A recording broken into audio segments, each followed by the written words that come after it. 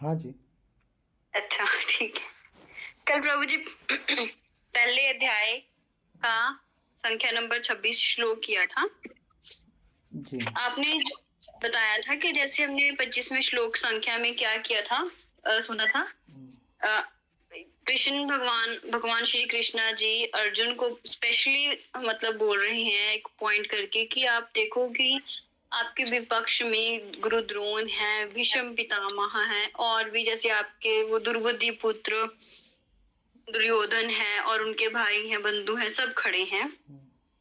तो मतलब उन्होंने उसको मतलब प्यार पूर्वक, जैसे आपने बोला था कि एक हास्य में उन्होंने उनको समझाया था कुछ कि हाँ उनको भावुक ना हो, कि उनको देख के कि उन पे वार कैसे करें युद्ध में, कि उनको नहीं चाहते थे कि जो अर्जुन जी हैं वो पीछे हट जाएं, युद्ध करने से इनकार कर दें। तो उन्होंने बड़े ही हास्य पूर्वक या उन्होंने बड़े दिलासा देते हुए उनको समझाया उस चीज को कि आप एक क्षत्रिय हो, आप एक पृथा के पुत्र, जैसे आपने बोला कि कुंती जो थी पृथा की पुत्री थी, और आगे उनको कुंती पुत्र पार्थ कह के संबोधित किया था कृष्णा जी ने अर्जुन जी को।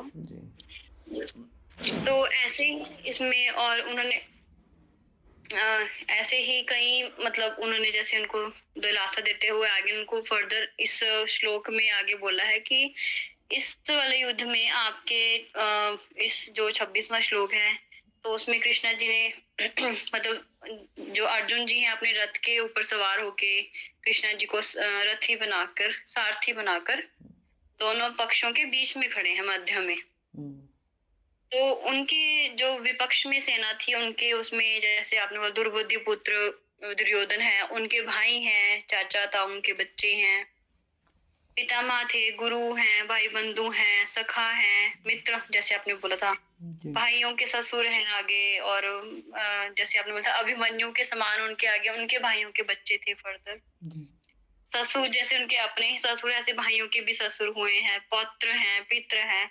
तो उनके शुभ चिंतक भी हैं जो उस विपक्ष में खड़े थे। शुभ चिंतक जैसे कि भीष्म पितामह हो गए, गुरु द्रोण हो गए, या फिर जैसे अश्वत्थामा, और सॉरी अश्वत्थामा नहीं था, अश्वत्थामा तो उनकी तरफ था, मतलब काफी उनके मित्र भी थे जो उनके विपक्ष में थे जी।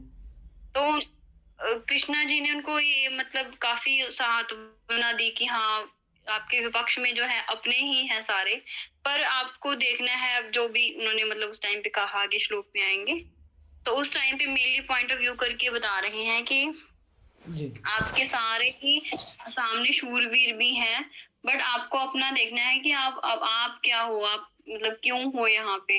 तो उनको मेन कारण मतलब कृष्णा जी ने समझाया। तो जैसे और उसमें लक्ष्मण जैसे पुत्र थे, उनके मित्र भी थे, कृतवर्मा हुए हैं, जैसे अश्वत्थामा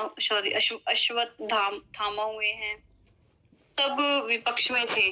पर मेल मतलब उनको एक भावुक ना हो, तो इस वजह से कृष्णा जी ने उनको हास्य पूर्वक समझाया उस टाइम पे कि उनको बुरा भी ना लगे और वो डर भी ना जाए कि हाँ पीछे ना हट जाए युद्ध से। तो कृष्णा जी उनको बहुत ही सहारा मतलब प्रोवाइड कर रहे थे। पर जैसे अगर देखा जाए तो वही बात आ गई कि जहाँ पे भगवान श्री कृष्णा जी हैं वहां पे अर्जुन को पूरा विश्वास था कि वो इस युद्ध में विजयी होंगे, तो उनको कोई भी मतलब ऐसा भय नहीं था कि वो हार जाएंगे, पर एक कष्ट था कि दूसरे विपक्ष में जो उनके पितामह हैं, गुरु द्रोण हैं, उनके ऊपर वो कैसे मतलब वार करे, युद्ध मतलब बाण चलाए। बस ये था प्रभु। धन्यवाद। राधे राधे। राधे राधे। और कुछ?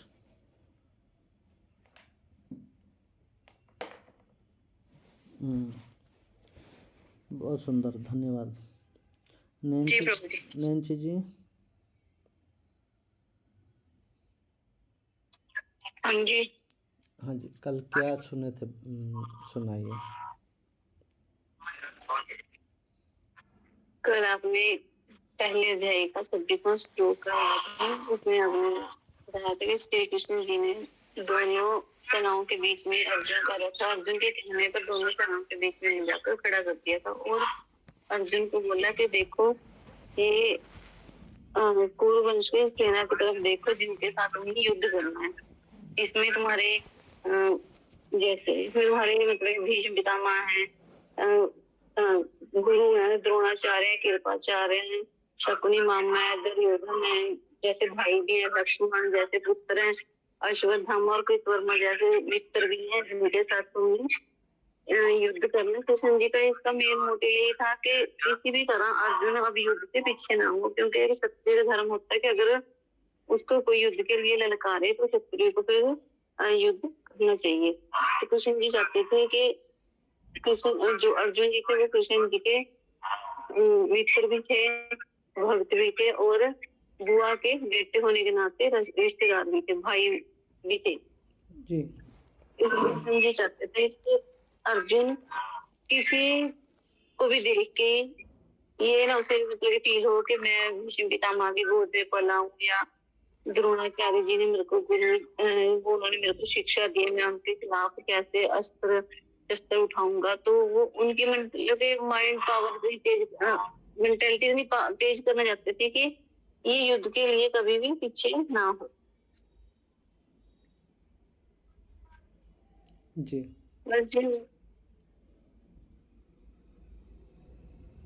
जी बोलिए। बस यही था।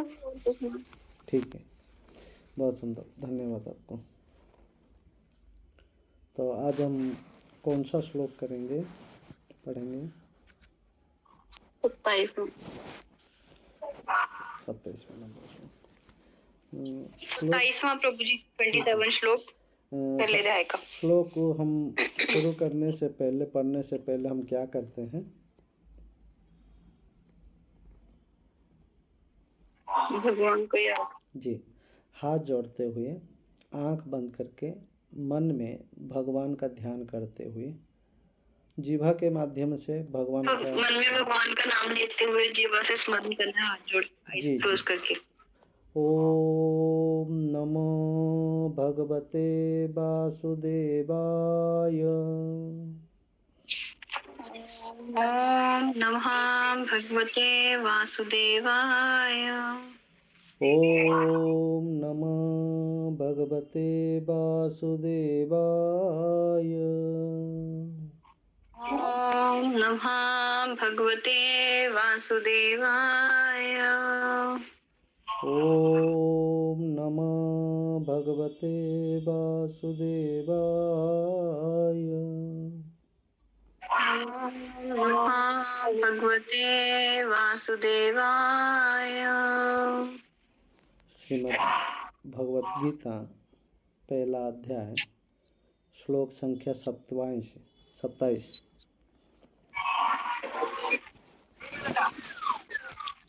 हम लोग श्लोक का उच्चारण करेंगे, पढ़ेंगे। जी। तान समीक्ष्य कौन्तेय। तान्य समीक्ष्य कुन्तेय। तान समीक्ष्य कौन्तेय। तान् समीक्ष्य कुन्तेय। सर्वान् बन्धून् अवस्थितान्। सर्वान् बन्धून् अवस्थितान्। कृपया पर्याविष्टो। कृपया पर्याविष्टो। विषीदन्ति दमब्रवीत्।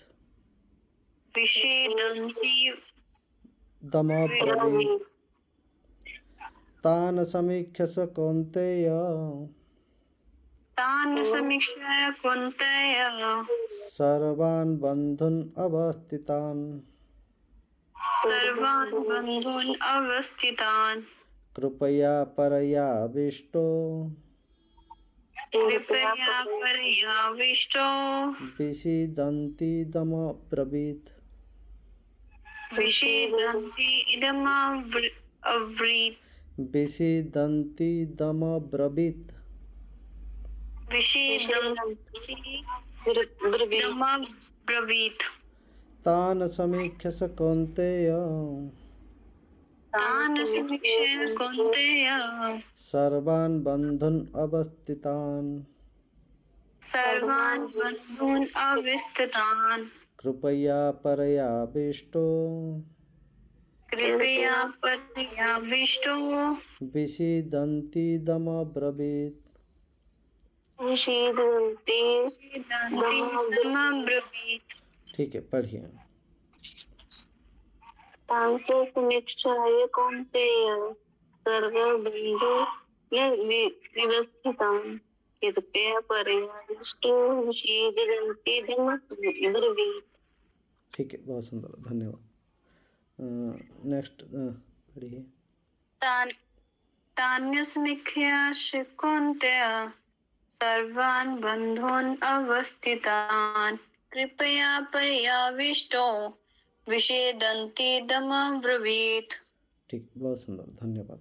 अनुवाद। तान उन सबको समीक्षा देखकर प्रभु जी, जो क्ष है उसको ख बोलना है। क्ष जैसे समीक्ष हम इधर क्षत्रिय जैसे श बोलते हैं। हाँ, कोई बात नहीं, आपको जैसे उच्चारण संभव है वैसे। आधा ख तो समीक्ष साउंड निकलता है मुंह से, कभी भी श ख नहीं बनता। कोई बात नहीं, धीरे तो धीरे। समीक्ष साउंड गलत हो गया इसका, जो हम प्रोनाउंसिएशन करते हैं। अभी तो हमारा शुरुआत है, अभी जैसे हम पढ़ते जाएंगे धीरे धीरे हमारा मुंह में आ जाएगा। हाँ, आ जाएगा, अपने आप आ जाएगा। समीक्षाया। हाँ, समीक्ष, ख आधा ख आधा य समीक्ष। हाँ ना? हाँ जी। ख जो है गुप्त रहेगा, य उच्चारण रहेगा, ऐसे, ठीक है जी जी प्रभु जी। ऐसे धीरे धीरे। हाँ, ऐसे पढ़ते पढ़ते हमने भी ऐसे ही सीखे हैं। हमने कोई जन्म होते ही हमने पढ़ना नहीं सीख लिया, हम भी पढ़ते पढ़ते ही सीखे। ठीक है जी प्रभु जी। ये तो हमारा प्रारंभ है, अभी प्रारंभ स्टेज में, बाकी आगे हम आराम से पढ़ सकते हैं। आपको हाँ, बहुत सुंदर, यही है। आपको पता भी नहीं चलेगा आप कैसे पढ़ लिया, आपका कैसे उच्चारण हो गया, आपको पता भी नहीं चलेगा। ठीक है। समीक्षा देखकर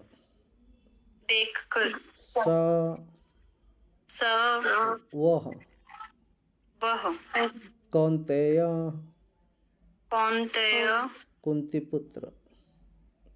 पुत्र सर्वान सभी प्रकार के बंधुन संबंधियों को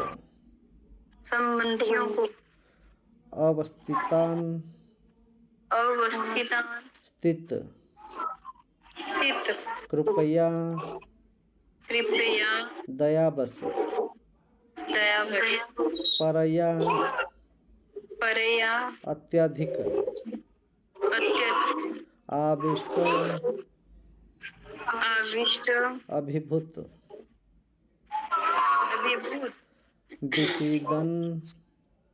विषीदन शोक करता हुआ इदम इस प्रकार अब्रवीत बोला। इसका अनुवाद। जब कुंती पुत्र अर्जुन ने मित्रों तथा संबंधियों की इन विभिन्न श्रेणियों को देखा तो वो करुणा से अभिभूत हो गया और इस प्रकार बोला। इसका तात्पर्य नहीं है, और हम इसका श्लोक, उसका अर्थ को हम समझेंगे।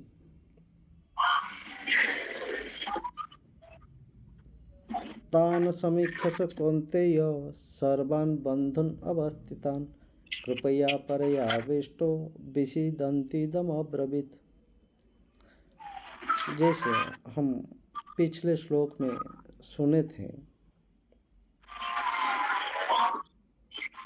अर्जुन ने भगवान को कहा, हे पार्थ, मेरा रथ को देना दोनों सेना के मध्य में लेके रखो। तो भगवान उसी हिसाब से अर्जुन के आदेश के अनुसार अर्जुन का रथ को दोनों सेनाओं के मध्य में लेके रख दिए। तत्पश्चात भगवान ने बोले अर्जुन को, हे पार्थ, हे कुंती पुत्र, आप इन दोनों सेनाओं को देखो। दोनों सेनाओं के मध्य में खास करके आपका विपक्ष में जो है उन सभी को देखो। आपके पक्ष में जो है तो आप तो देख चुके हैं, आपके पक्ष में कौन युद्ध करने के लिए आए हैं। विपक्ष में आपके पक्ष में, आपका विपक्ष में कौन कौन आए उनको देखो। उसमें नैन्सी जी, नैन्सी जी, नैन्सी जी, हेलो। हाँ जी प्रभु जी। आप म्यूट कर दीजिए, कुछ साउंड आ रहा है। ठीक है। राधे राधे। भगवान अर्जुन को कहें अपना विपक्ष के पक्ष को देखो, जिसमें कुछ नाम गिनती करवाए थे भगवान ने, और उसमें अर्जुन को कौन्तेय कह के भी संबोधन किए थे। तो इसी श्लोक में हम सुनेंगे, इसी श्लोक में भी आया है कौन्तेय करके जो संबोधन किए थे। कौन्तेय का संबोधन का अर्थ भी बड़ा महत्वपूर्ण बताया गया था पिछले श्लोक में। कौन्तेय का अर्थ है कुंती पुत्र,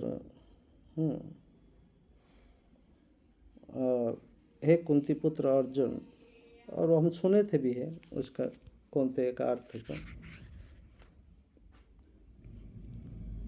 तान समीक्ष से कौन्तेय, तान समीक्ष मतलब उनके समक्ष में जाके, किसके समक्ष में जाके, जो दोनों को बीच के सेना के मध्य में जाके कौन्तेय, यहाँ पे भी कौन्तेय शब्द आया है। कौन्तेय शब्द महत्वपूर्ण पिछले श्लोक में हमने सुने थे।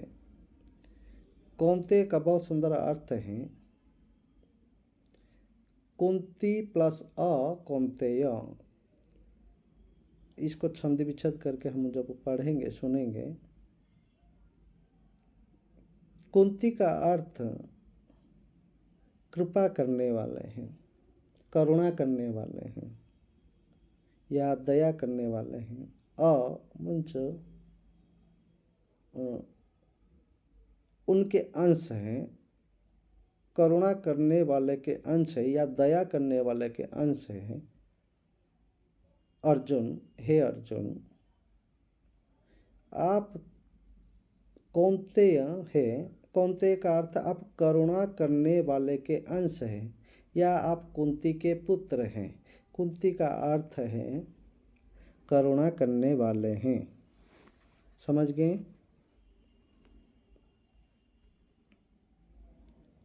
हरे कृष्णा। जी प्रभु जी। कुंती का अर्थ क्या है? दया करने वाले, करुणा करने वाले प्रभु जी। तो कौन्तेय, कुंती प्लस अ का अर्थ अंश है। आप करुणा करने वाले के अंश है या कुंती पुत्र अर्जुन है आप। इसका अर्थ भी यहाँ इस प्रकार हो सकता है। ठीक है।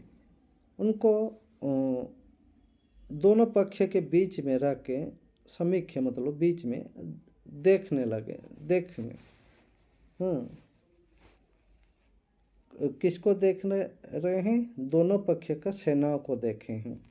आज के श्लोक में खास करके ये कह गए हैं कि आज के श्लोक में तो उन्होंने सभी को तो देखे, जैसे कुछ उसमें ससुर थे, भाई थे और पितामह थे, इस प्रकार सभी का गिनती करवाए थे। इसके साथ साथ यहाँ पे मित्र तथा संबंधियों को, मित्र और उन संबंधियों को विभिन्न श्रेणी में देखे हैं। विभिन्न श्रेणी में अर्जुन ने देखे हैं। देखने का अर्थ उन्होंने युद्ध करने के लिए आए हैं। ये जो मेरा विपक्ष है, मेरे सगे संबंधी हैं और मेरे जो मित्र हैं, मित्र भी है, संबंधी हैं, उसमें गिनती कराए थे संबंधी में, सगे संबंधी में कौन कौन थे। ससुर भी थे, साला भी थे, मामा भी थे, भाई भी थे, पितामह भी थे, पिताओं के दोस्त भी थे। तो इसी में कह रहे हैं उनको भी देखा, और देखने के बाद अर्जुन को करुणा से अभिभूत हो गया। करुणा मतलब उनके अंदर दया दया हो आ गया। हम पहले सुने थे दया से अभिभूत हो गया, मतलब दया से व्याकुल हो गया। और इस प्रकार बोला। उस सबको देखने के बाद अर्जुन ने बोलने लगे। तो क्या बोले हैं ये तो हम कल सुनेंगे। इसी श्लोक को हम भली भांति समझेंगे। करुणा क्यों हुआ, उनको दया क्यों आया युद्ध भूमि में आने के बाद, इसीलिए हैं क्योंकि वो कौन्तेय हैं, या वो कुंती के पुत्र हैं, या करुणा के अंश हैं, करुणा करने वाले के अंश हैं। ये जो कभी हमने पिछले सुने थे, जो कि नाम के माध्यम से भी कुछ प्रभाव पड़ता है। नाम से भी कुछ प्रभाव पड़ता है। जैसे हमने संबंध जोड़ते हुए किसी का नाम पुकारते हैं, ये सुने थे। संबंध, किसी के साथ संबंध जोड़ते हुए हम किसी का नाम लेते हैं, उसी के अंदर एक महत्व विशेष प्रभाव पड़ता है। कारण क्या है? क्योंकि इसको हम नामकरण संस्कार कहते हैं।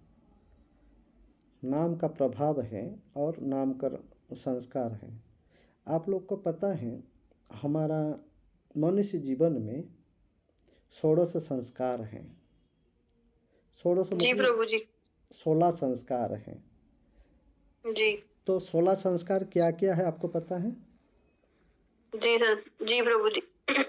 बताइए क्या। सबसे पहले तो गर्भ संस्कार किया जाता है बच्चे को, कि जो माँ के गर्भ के अंदर ही उसको काफी कुछ समझ में आए। ठीक है अन्नप्राशन संस्कार है, स्वर्ण प्राशन संस्कार है जी। और मतलब ऐसे कई है। इतना पता है मुझे सिर्फ। अच्छा कि गर्भ संस्कार होता है, अन्नप्राशन संस्कार होता है और एक स्वर्ण प्राशन संस्कार होता है। अच्छा हाँ और नामकरण संस्कार हो गया है ना जी। एक वेद जैसे पढ़ाए जाते हैं उनको, विद्या उससे रिलेटेड हो गया। बस इतना पता प्रभु जी, क्योंकि अभी हमने 3 संस्कार करवा लिए अपने बेटे के। अच्छा स्वर्ण प्राशन रह गया हमारा, वो करवाएंगे अभी। ठीक है। नैन्सी जी, हाँ जी। आपको पता है 16 संस्कार क्या होता है? आपने कभी बताया ही?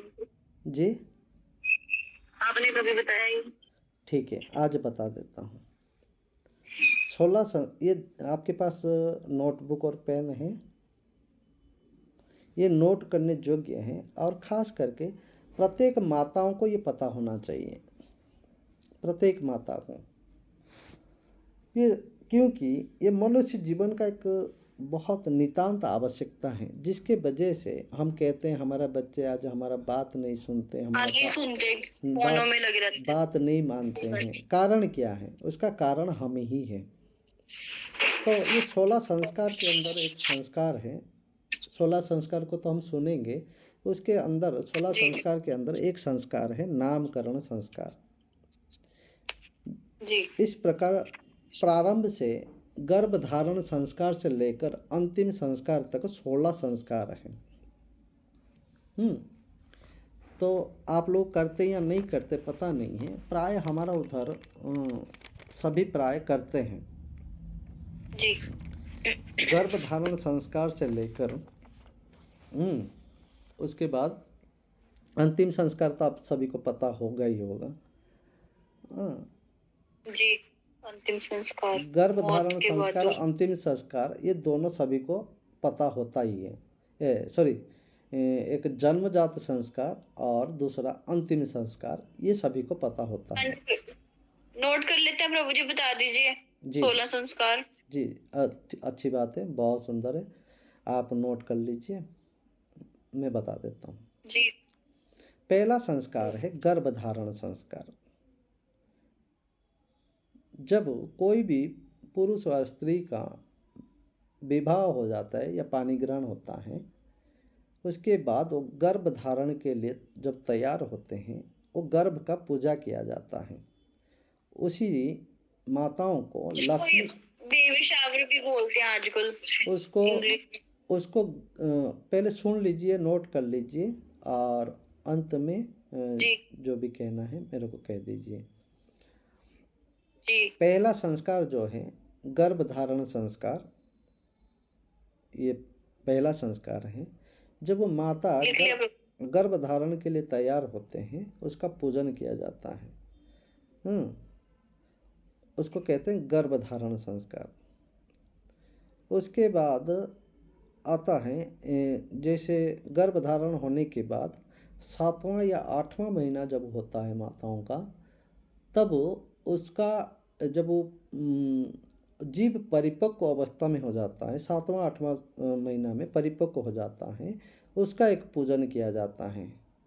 उसका भी ऐसे कुछ गर्भदान या ऐसे कुछ कहते हैं, मैं भूल रहा हूँ।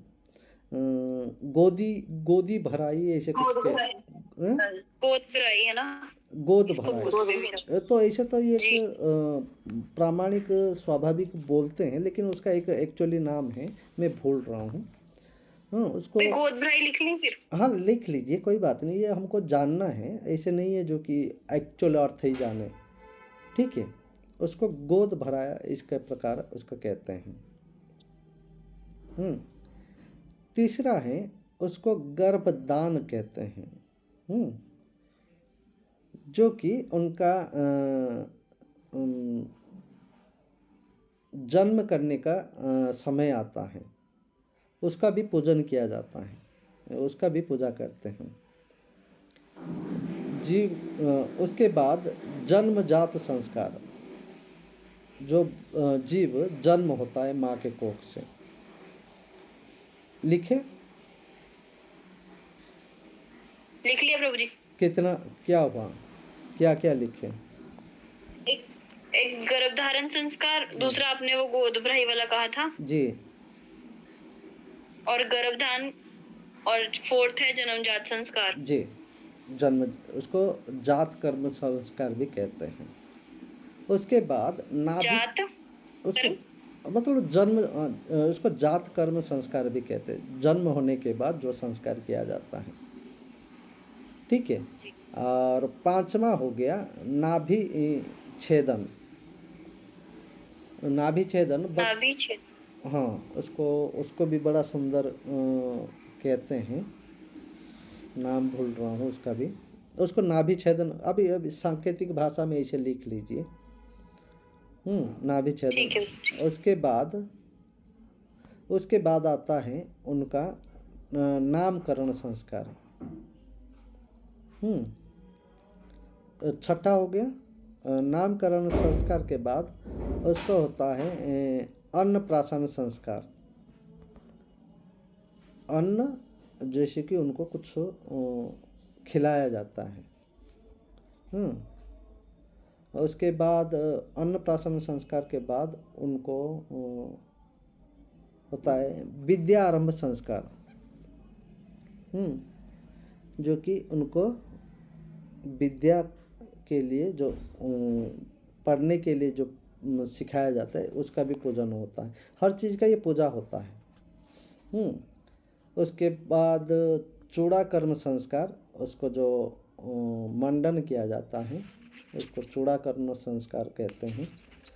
उसके बाद उसका उपनयन संस्कार। उपनयन संस्कार आप सभी जानते होंगे, जिसको जनेऊ धारण करते हैं। हाँ, जनेऊ धारण। बहुत सुंदर, आपको तो बहुत कुछ पता है। उसके बाद वेदारंभ संस्कार। क्या बोलते हैं वैसे प्रभु जी इसको, उपनयन की उपनया? उपनयन संस्कार। उपनयन। हाँ, हमारे करवाते हैं ना कई बार, मैंने इसलिए देखा हुआ है। जी जी जी। कभी समझ में नहीं आया तो मेरे को पूछ लीजिए, सभी का मैं बता दूंगा बहुत सुंदर भाव से। जी, मतलब इसमें से कई तो मैंने सुने हैं, पर मतलब जैसे बच्चा बोलता है तो उसमें मीठे पूड़े बनाते हैं हमारे यहाँ पे। हाँ जी जी जी, उसको वेदारंभ कहते हैं। जो बच्चा जो वाणी शुरू करते हैं, हर एक वाणी वेदों से आता है, इसीलिए जी वेदारंभ कहते हैं उसको। हर एक वाणी जी वेदों से आता है, इसीलिए उसको वेदारंभ संस्कार कहते हैं। हर एक का एक तो वो कौन सा नंबर पे लिखे? जी मतलब उस इसमें 16 संस्कार में शामिल है वो? जी जी जी जी जी लिख वेदारंभ। ले फिर उसको, वेदारंभ। जी जी बिल्कुल। जी उसके बाद केश शांत संस्कार कहते हैं। जैसे हाँ जी उनका मंडन करके एक शिखा सूत्र धारण करते हैं, जैसे खास करके ब्राह्मण जी क्षेत्रियों में होता है ये सब। जो कि शिखा सूत्र, केश क्या बोलते हैं? शिखा शिखा जैसे मैंने हम पीछे चोटी रखते हैं ना, शिखा, केश शिखा। शिखा सूत्र, हाँ, शिखा सूत्र धारण, उसको केश शांत शिखा सूत्र, संस्कार ऐसे कहते हैं। शिखा सूत्र। और उसके बाद समावर्तन संस्कार। और सम समावर्तन संस्कार। बर्तन। समावर्तन संस्कार, इसको बाद में हम कभी सुनेंगे सभी का एक एक करके, मेरे को कुछ कुछ चीज़ याद नहीं है तो उसका डिटेल्स जी में बता दूंगा। उसके बाद जिसको पानी ग्रहण संस्कार, जिसको हम विवाह कहते हैं, पानी ग्रहण संस्कार कहते हैं, जिसको हम विवाह कहते हैं। कार्ड में लिखा हुआ होता है हम पानी ग्रहण करते हैं फलाना व्यक्ति, ऐसे आज आजकल लिखते हैं नहीं लिखते पता नहीं मेरे को, लेकिन लिखा जाता है क्या प्रभु जी? पानी ग्रहण संस्कार। नहीं, किस किस पे लिखा जाता है? ताड़ के पत्तों पे? नहीं नहीं कार्ड में जो निमंत्रण कार्ड दिया जाता है ना, उसी में लिखा चिट्ठी जाता लिखी जाती है, चिट्ठी प्रभु जी। है। चिट्ठी नहीं, जो निमंत्रण कार्ड इनविटेशन कार्ड लिखा जाता होता है ना, उसी में पानी ग्रहण लिखा जाता है। पानी ग्रहण का टाइम होता है, उसका समय होता है, मुहूर्त होता है। नहीं, वो नहीं लिखते प्रभु जी आजकल। क्यों लिखा नहीं जाता लिखा जाता, हाँ, सुन देखा नहीं कभी कार्ड्स पे। है मैं कार्ड, चलिए कोई बात नहीं। उसके बाद अंत्येष्टि संस्कार, जिसको अंतिम संस्कार कहते हैं। एक रह गया। एक जिसको कन्यादान या वरदान कहते हैं। एक दूसरे को जो क्या कहते हैं, कन्या पक्ष से मैं कन्यादान करता हूँ, कन्या, और वर पक्ष से कहता है कि मैं अपना पुत्र को अपने दान करता हूँ, इस प्रकार। अंतिम में अंत्येष्टि संस्कार है, अंतिम संस्कार जिसको कहते हैं। जी हो गए। इस प्रकार 16 संस्कार हैं। ये 16 संस्कार को मनुष्य जीवन में बहुत नितांत आवश्यकता है, करना चाहिए। ये जो नाभि छेदन है प्रभु जी, इसमें क्या होता है? जब वो जन्म होता है बच्चे के साथ, नाभि उनका जो नाभि से उसको उसको कट किया जाता है। ऑल नोल को जो होती है, एम्ब्रियोकल कोड। हाँ, वो माता के साथ संबंध होता है उनका, उसको काटते हैं, छेदन वो तो उसको। डॉक्टर कर देते हैं। नहीं नहीं नहीं नहीं, उस आजकल डॉक्टर काटते हैं उसी में, उसी प्रकार। पहले हमारा क्या धाई माँ होते थे या मासी माँ होते थे, वो कट करते थे उनको, कुछ वो करने के लिए उनको कुछ एक उपयुक्त धन या उपयुक्त एक कुछ दिया जाता है, वस्त्र ऐसे दिया जाता था, समझ गए। ये सभी का एक एक संस्कार है, और सभी का बहुत सुंदर विधि है, पूजन है। ऐसे करते हुए इस प्रकार संस्कार को पूरा किया जाता है। एक और बात, सॉरी, मेरे मन में है, मेरे को पूछ लूं मैं भी? जी जी जी बोलिए। जैसे मतलब हमारी दादी जैसे बोलते हैं ना कि सारे मतलब वो होगी, पोड़ पोता हो गया आगे, तो उसको जो सोने की सीढ़ी चढ़ाई जाती है वो कब कर सकते हैं? सोने का सीढ़ी तो 21वां दिन के दिन सीढ़ी। बच्चों को जब 21वां दिन होता है, कोई कोई 1 साल के बाद करते हैं, 1 साल में करते हैं। जैसे 1 साल जब होता है तब करते हैं उनको, ऐसे है। नहीं, कोई पर्टिकुलर महीना होता है कि इस महीने में नहीं नहीं करना है नहीं, या ऐसे फिर इस कुछ दिन नहीं, कर सकती वो थी? नहीं, उसको एक्चुअली हर चीज़ का वो एक समय देखा जाता है, मुहूर्त देखा जाता है, बच्चों का किस समय से कब उसको किया जाता है, हर चीज़ का एक समय देखा जाता है। तो ये नहीं है कि माँ के महीने में ही करना होता है नहीं नहीं कि नहीं, जो स्वर्ण की सीढ़ी चढ़ाई? करती है बुजुर्गों नहीं, को। वो ऐसे नहीं, उसका 21वां दिन से लेकर, जब बच्चों को 21 दिन हो जाता है, उसी दिन से लेकर 1 साल के अंदर। अच्छा, मतलब बच्चा 1 साल से होने से पहले-पहले करते हैं ये संस्कार। हाँ जी, हाँ जी, ये सारे संस्कार ऐसे इसको मनुष्य जीवन का एक ये 16 संस्कार है, इसको षोडश संस्कार है। वो उसमें कन्या हो या पुत्र हो, ठीक है प्रभु जी, दोनों के लिए धन्यवाद। बराबर है, दोनों के लिए बराबर विधि मनाया जाता है। हुँ। इस प्रकार इसी में नामकरण संस्कार आया था, इसी के वजह से ये आ गया। ये 16 संस्कार के माध्यम में एक नामकरण संस्कार, जिसको हम नाम के माध्यम से पुकारते हैं, नाम का भी बड़ा प्रभाव होता है। इसीलिए कौन्तेय, हे करुणा करने वाले का पुत्र या करुणा करने वाले के अंश है आप, हे अर्जुन, आप इन सभी को देखो। किसको देखना है? आपका मित्र और सगे संबंधी, ये जो आए हुए आपके साथ युद्ध करने के लिए, इन सभी को आप देखो। ये कौन्ते का पिछले श्लोक में हमने सुने थे, इसका बहुत महत्वपूर्ण उद्देश्य बताया गया था तात्पर्य में, आप लोग पढ़े होंगे, सुने होंगे। तो पिछले श्लोक में हमने सुने थे, इसका कौन्तेय का महत्वपूर्ण है, महत्वपूर्ण उद्देश्य है, इसे सुने थे हम लोग, पढ़े थे भी। तो ये नामकरण संस्कार के वजह से कौन्तेय को इस प्रकार भगवान कह रहे हैं, हे करुणा करने वाले का अंश, या हे करुणा करने वाले के, ये दया करने वाले के पुत्र आप अर्जुन हैं, आप इनके ऊपर किस प्रकार का दया करेंगे, कहने का अर्थ आप इन सभी को देखो। उसी में सर्वान बंधुन अवस्थितान, सर्वा मतलब सभी बंधु, सभी बंधु बांधव, मतलब सर्वा मतलब सभी, सभी तो अर्जुन के दुश्मन नहीं थे।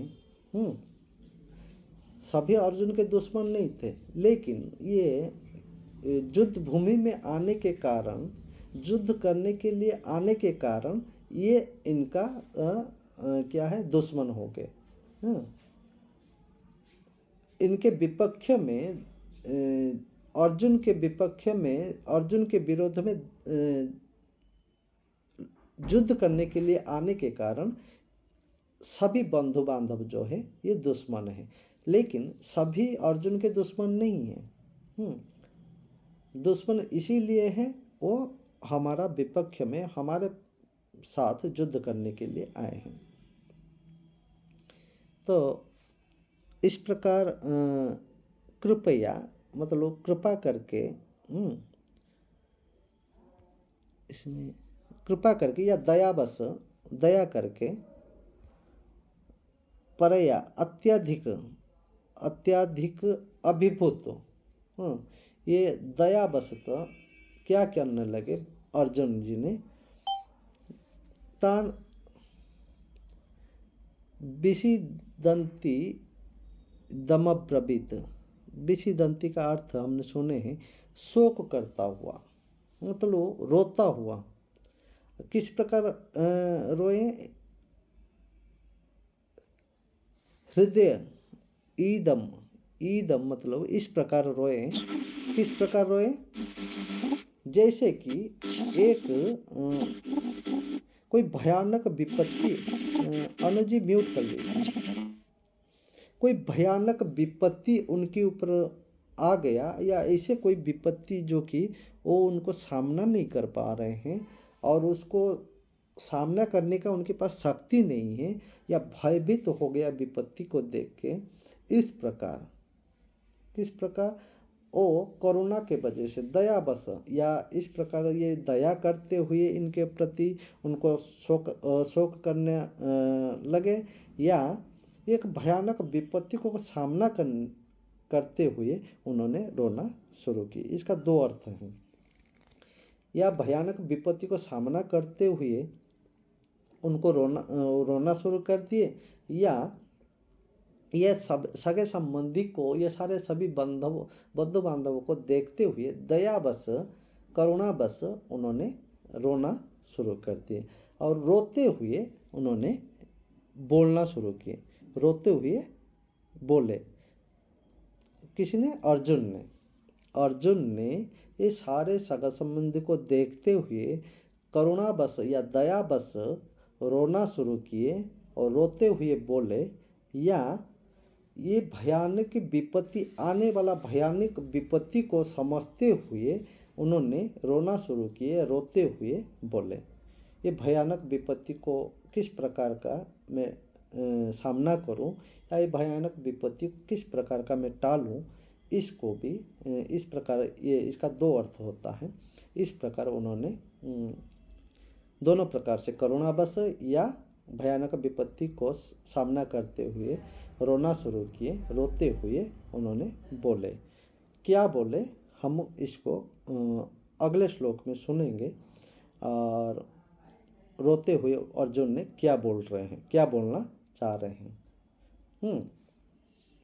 तो आज इस श्लोक को हम यहाँ पे विराम देते हैं, और आगे हम सुनेंगे अर्जुन रोते हुए क्या बोल रहे हैं। और यहाँ पे इस सत्र को विराम देते हैं। किसके मन में कोई प्रश्न है, कोई जानने का इच्छा है, कोई जिज्ञासा है, तो प्रश्न कर सकते हैं। अभी बोलिए, आपको क्या कहना था उस टाइम, क्या बोलना था? नहीं, बस यही पूछना था जो आपने संस्कार के बारे में बताए थे ना जी। और कुछ नहीं, अगर मतलब एक आध मिस हो गया तो कोई प्रॉब्लम तो नहीं है इसमें से? नहीं, कोई बात नहीं। आप नहीं पता हो तब तो मतलब नहीं, आप ये तो हर एक माताओं को जानने का आवश्यकता है। ये संसार का विडंबना है, आज के कोई जानना चाहते नहीं, इसीलिए गीता के माध्यम से ये सारी शिक्षा प्राप्त होता है। और तो गीता, जब विद्यारंभ का संस्कार होता है तो उसमें क्या करना चाहिए? उसमें उनको कोई किसी ने ओम से शुरू करते हैं, ओम, किसी ने अपना श्री से शुरू करते हैं, अपने अपने उनका लक्षण के ऊपर है। तो कोई पूजन वगैरह भी होता है क्या इसका? हाँ जी, हर एक का पूजन होता है। उसमें सरस्वती जी का पूजन करते हुए, गणेश जी का पूजन करते हुए शुरू करते हैं। हमारे यहाँ ना वो आपने शायद सुना हो, शांति कुंज से मतलब आते हैं करने हमारे घर। ठीक है, शांति कुंज सही है, मोस्टली कुछ शिक्षा देते हैं। लेकिन देखिए, आप उनको पूछ लीजिए षोडश संस्कार के बारे में। आप तो कुछ थोड़ा बहुत, आपको तो बहुत नॉलेज है षोडश संस्कार के बारे में, उनको पता है, तो उसी षोडश संस्कार का विधि के हिसाब से। नहीं, उन्हीं से मैंने ये करवाया था प्रभु जी, गर्भ संस्कार करवाया था, गर्भधारण संस्कार उनसे करवाया था जी, और अन्नप्राशन भी उन्हीं से करवाया था मैंने, नामकरण भी उनसे करवाया था जी। ये षोडश संस्कार सभी को जानना चाहिए, सभी बहुत नितांत आवश्यकता है। ऐसे तो बहुत कुछ नितांत आवश्यकता है। गीता को भी जानना जरूरी है। गीता मनुष्य के लिए एक मैनुअल कार्ड है, हर एक मनुष्य का एक मैनुअल कार्ड है। जैसे हम कोई सामान, अच्छे से एक्सप्लेन किया हुआ है जी, नहीं, ये गीता जो है एक मनुष्य के लिए मैनुअल कार्ड है। हम जैसे कोई चीज़ लेके आते हैं घर में, उसका प्रोस्पेक्ट को हम पढ़ के उसका ऑपरेटिंग करना चाहते हैं, और बिना पढ़े बिना जाने हम ऑपरेटिंग करेंगे, उसको चलाएंगे, तो ख़राब हो सकता है या हमसे नहीं चलेगा। इसी प्रकार मनुष्य के लिए एक श्रीमद् भगवद गीता एक मैनुअल कार्ड है। इसको पढ़े बिना हम अपने जीवन को चला नहीं सकते। इसीलिए श्रीमद् भगवद गीता को जानना बहुत जरूरी है। ये महत्वपूर्ण ग्रंथ है मनुष्य जीवन के लिए, बहुत जानने का आवश्यकता है। ठीक है, और किसी के मन में कोई जानने का आवश्यकता है, कोई इच्छा है, प्रश्न है?